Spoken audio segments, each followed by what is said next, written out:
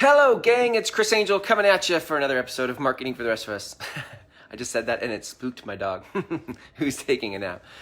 Okay, so let's do another episode of Marketing for the Rest of Us, and I want to talk today about the consistency of your message. So, as you see in the text of this episode, we're talking about consistency, and I've used Chipotle as an example. I was going to use McDonald's, but then I feel like, depending on what circle you're in, people poo-poo McDonald's. So I will use Chipotle.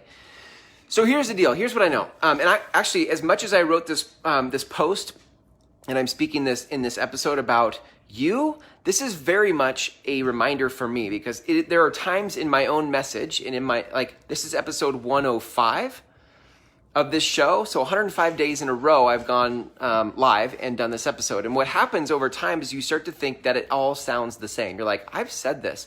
Like, how many times am I going to say something about marketing? Aren't you watching this right now getting bored of this? Like, how many more times am I going to talk? Can I talk about marketing in a daily show for 3 years, 4 years? I don't know. I don't know. I'm getting bored of it. Aren't you getting bored of it? And so this is the internal dialogue that happens for me, and it happens for a lot of people over there because we're sort of missing the bigger picture. Because the bigger picture is this, right? That when people go to Chipotle, when people choose Chipotle for a restaurant, they choose it because they're hungry for Chipotle burrito bowl. Like when I go to Chipotle, I love the chicken burrito bowl, and I know I get the guacamole. I don't get the sour cream. I put I get the corn relish. I also get the salsa. I also get the pico on it. I put the Tabasco. Like, I know what I'm going to order, and when I go to Chipotle, that's what I plan to order. Like, I'm coming there with expectation, and I could eat that same burrito bowl day after day after day. Why? Because I like it. Because I'm hungry for it. Now, there are other days that I go to other restaurants, right? I don't go to Chipotle when I'm hungry for a burger. I go to a place in Spokane called Twigs because I think that's the best burger in Spokane. So that's where I go for that. But here's my point. People come to you not for variety. They come to you because and if we want to take this to the conversation of branding, they come to you because of a certain way that you talk about a certain thing. And in fact, go deeper now. Life has taught you a very specific thing in worldview, and you have a very specific way you talk about it. So you have your own brand, you have your own style that people have come to appreciate, and they don't need you to be the funny person if what they're coming to you for is the depth of perspective. Or if you're the sarcastic smartass and not the deep person, they come to you because that's what they like from you. They will go somewhere else for variety. But when they interact with you, they want to interact with you for what they count on you for. I count on Chipotle to make me that delicious burrito bowl when I go there. I do not want pizza from Chipotle. I don't want sushi from Chipotle. And this is interesting, right? Because I really do wrestle with this sometimes. Because I go sometimes, I'm like, am I getting too deep? Because I love to go deep, but then I'm like, do people get tired of it always being, oh, there's Chris getting all deep again? And I have to wrestle with that I can be silly, I can be goofy, but the deep thoughts about life and how it spills into marketing and business and what we're really here to do in our important work, this is my message for the world. So as it relates to my marketing, listen, if you're my friend and you're at my house and we're sitting by the fire pit having a glass of water or a drink or a whatever, talking about life, we can go all sorts of directions. But my marketing, my message, the thing I've been given to lead in the world, the conversation I'm here to lead in the world has a particular tone, and it has a specific audience, and it has a very direct message. And here's what I know. If we take this outside of fast casual restaurants for a minute, and we talk about, let's talk about influencers, inspire authors, speakers. There are people who speak.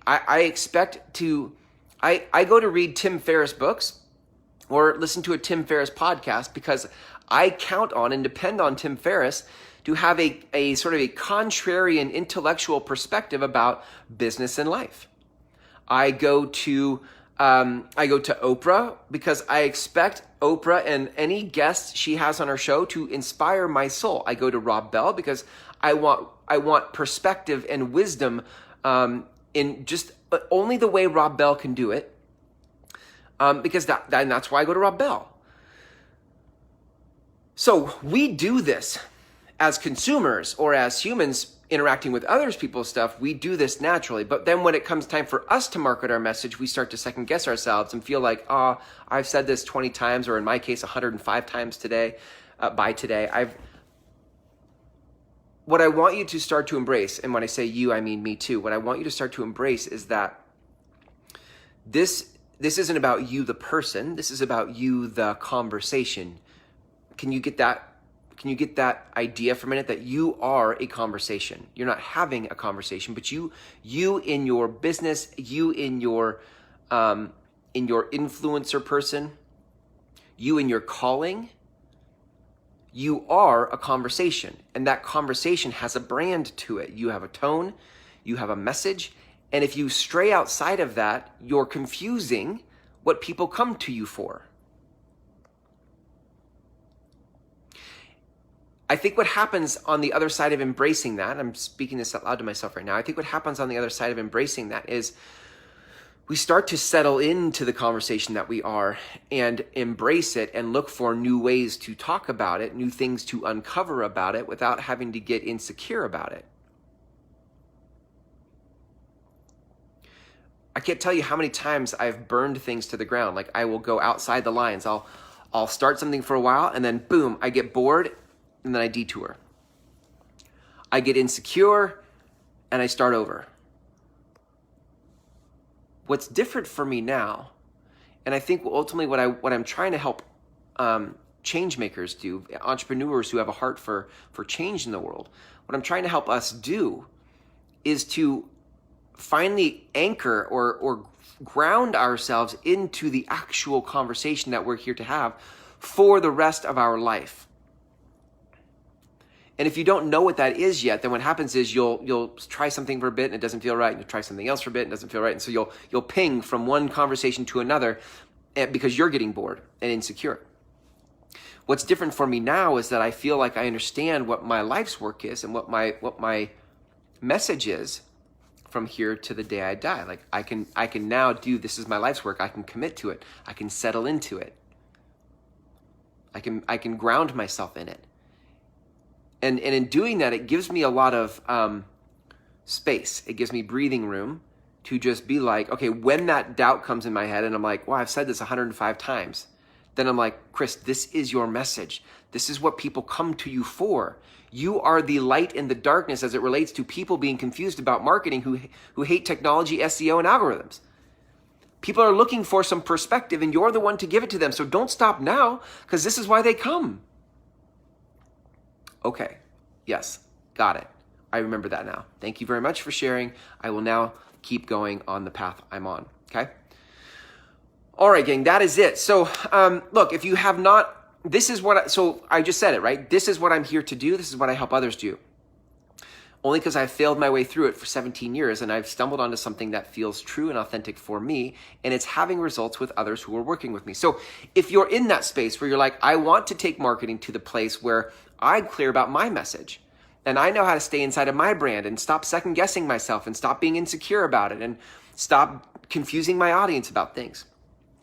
The place to start then is to go to my free course because everything starts there, right? And you get that at groundspellmethod.com. It's 5 videos, just over 90 minutes. You start there, and then at the end, on the last page of that course, there is an opportunity to apply for the next Groundswell Method intensive program. It's a 6-week program, and the people that are going through it are having great results already. So I highly recommend that. If this is at all resonating with you, I would highly recommend the free course at groundspellmethod.com. Thanks for hanging out with me today. I have a favor to ask, or if you're watching this live or the replay, either way, I would like to know what stood out to you in this. What are you hearing in this conversation? You can put it in the comments, and I will circle back and interact with you there. Thanks for hanging out with me today. I'll catch you tomorrow for another episode of Marketing for the Rest of Us, and until then, take care.